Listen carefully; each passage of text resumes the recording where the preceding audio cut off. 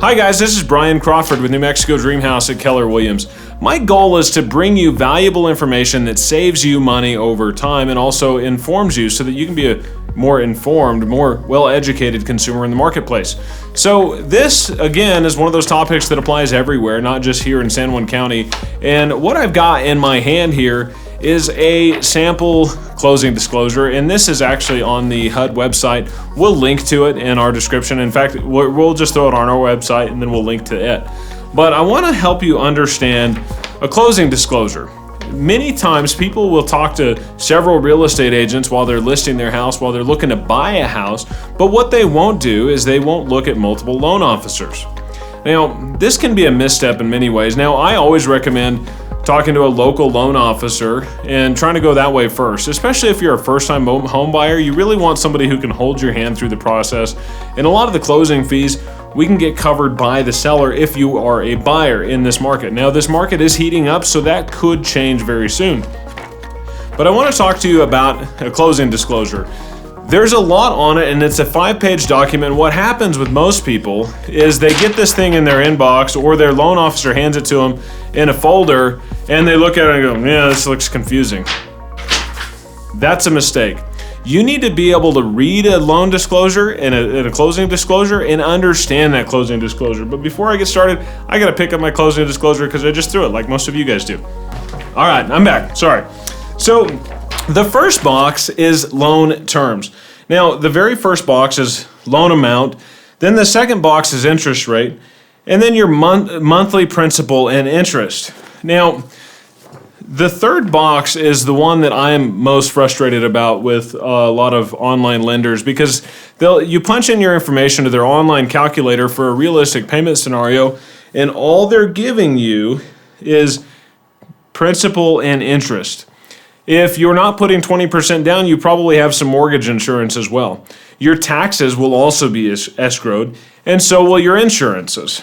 So, because our mission is to improve lives through real estate here at New Mexico Dream House, we only refer to lenders who work up realistic payment scenarios. That's principal, interest, mortgage insurance, and taxes, so that you know what you're getting into with your eyes wide open. So there's nothing worse than 2 weeks before you close on your house, getting a realistic payment scenario and realizing, I can't afford this house. It's $250 a month more than I thought it was going to be.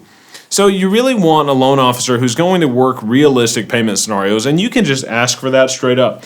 You don't want to just look at the monthly payment interest, and we'll be posting things on the screen here as you see them. So prepayment penalty. They are required by federal law to tell you if there's a prepayment penalty.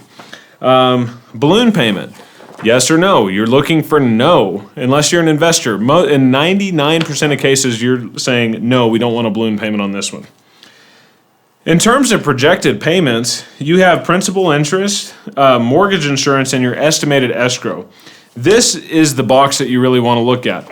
If your loan officer immediately points you to principal and interest, you may want to shop it out a bit. You really want to look at this projected payments box, which is the second highlighted box down. That'll give you a realistic expectation of what you're looking at with your insurance and your estimated escrow amounts. And what is an escrow account? An escrow account is a secure account that nobody can touch except for the contract. It's divvied out contractually, so your insurance money will be escrowed and your mortgage payment pays your insurance company directly. So that's something to look at. Cost at closing. This is huge. This could mean a huge difference for you. So box A is your closing cost in total. Now, closing costs are a few things that happen with them. One, they get rolled into the loan. Two, the seller ends up contributing to your closing costs. Now, everybody I'm hearing right now is like, well, closing costs are kind of a given. The reality of it is that the seller is looking at the bottom line. What did they net at the end of the day? So if you're working with a lender with lower closing costs, your buying power is much higher at the end of the day. Cash to close. That'll tell you how much cash you're expected to bring to close. And sometimes you'll see if you're refinancing, you'll see a negative number there because they're financing over the amount. I personally would rather bring money to the closing table than to get money at the closing table if I'm refinancing. So that's something to look at. In terms of loan costs, this is really where the proof is in the pudding. So this box on page 2, it's always on page 2. These are standardized forms, so they're easy to understand. Page 2, subheading, loan cost. Box A, that's the one you really want to look at. This is where the major differentiator is between lenders. Box A is origination cost, 0.25% of loan amount and points on this particular one. So they have 7 lines here, 8 lines, that are origination costs. That'll tell you how much the lender themselves is charging you. Now, how do lenders make money? 1, it's origination cost. 2, it's because they're selling your loan on something called the secondary market. So they're turning around and typically selling your loan, or they'll hold it for a long time. If you're working with a bank, typically they'll just hold it for a long time. But they are sellable. So they might sell it, they might hold it. You don't know what they're going to do with it, frankly. But these terms, they're locked into. So sometimes loan companies will make more money by padding in the origination cost. It's not illegal, they just have to disclose it. So look at that, loan costs, origination cost. Now, we know of some products that'll actually drop that to 0. So it's pretty cool. In fact, let me talk about Keller Mortgage for a second. Keller Mortgage is a company that Keller Williams owns. It's exclusive to Keller Williams agents and brokers. And what it does, it actually is a no-cost loan, so they don't charge any origination costs. And depending on the loan amount, they'll actually give you $1,000 back towards closing.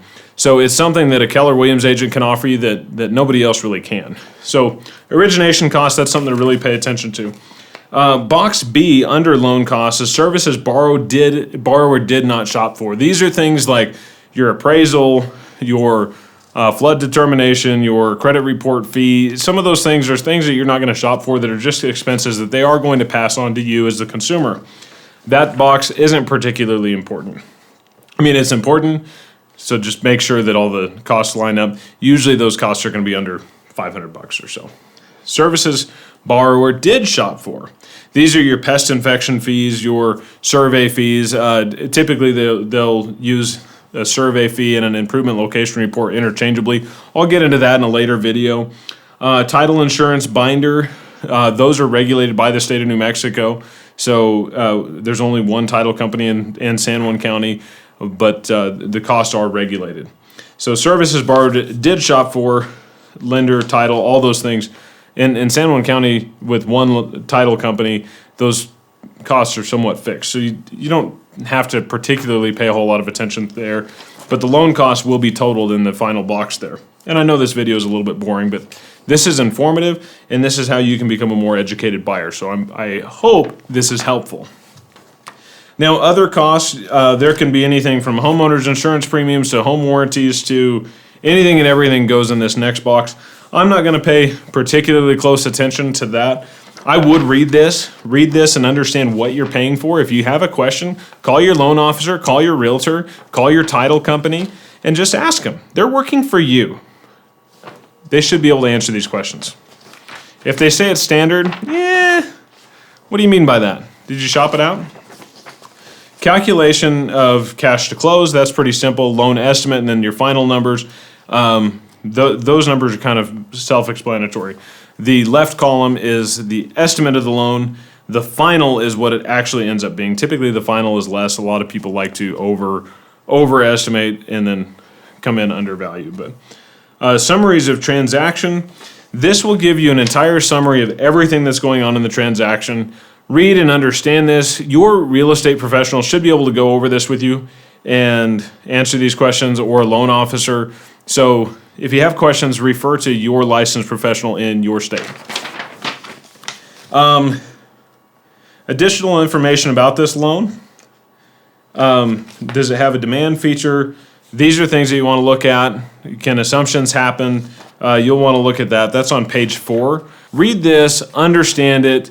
This isn't something that throws red flags in my mind, but you do want to read this for any abnormalities. And if you have any questions, talk to your loan officer.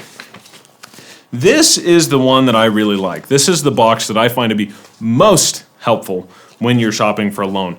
And that's hidden away on page 5 under loan calculations. And I'll pop a picture of it up here, of course.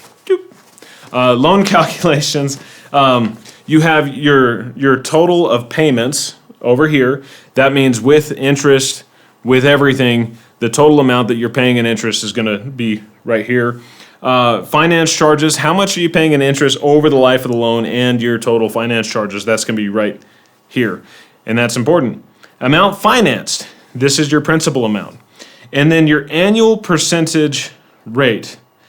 These are your cost of your loan term expressed as a rate. This is not your interest rate. So I know that's super confusing. It confused me the first time I read this, and I had to talk to my loan officer. This is a couple of years ago. I had to talk to a loan officer and say, what does this mean? Why is the interest rate here different than the one here? Page 1 is your actual interest rate. The way I would explain this in terms of your APR would be like your effective percentage rate. And is that actually what that stands for? No, that's annual percentage rate. But it's effectively what you're going to pay over the life of the loan.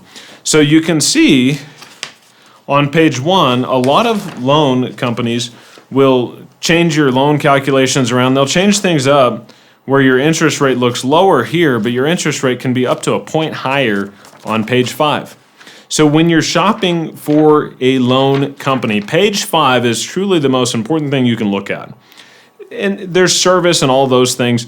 Make sure that you're not getting some knucklehead that's not going to be able to get you closed. But on page 5, your effective interest rate. That's what's most important, because that's going to tell you what your interest rate is over the life of the loan. That's going to give you all the numbers. So I had one recently where I was shopping. I actually picked a couple different lenders, and I understood the closing disclosure. So one of them goes, oh, well, I'm at 2.75%, and the other one's like, well, I'm at 3.0%. And I'm like, okay, so it sounds like 2.75 is going to be the best. As I started looking at the closing disclosure, there were certain fees that were I don't want to say hidden, because they're not hidden because you have a closing disclosure, but they were just reoriented in such a way where my APR was actually higher with a 2.75 than it was with a 3. So I actually went with a 3% interest rate because my payment was going to be lower, and I was going to end up paying less fees over the life of the loan. Some loan officers out there, some loan companies out there put a ton of origination costs in place. If you're paying a ton of origination costs, you need to stop. If your realtor is sending you to somebody who isn't explaining this to you, who doesn't understand this, you need to shop it out. Buying a house is not an easy thing to do. It's very complicated, it's very complex, and if you get the right people involved from the forefront, it's going to be easy, it's going to be a ton of fun, and then we'll celebrate. Have a good one.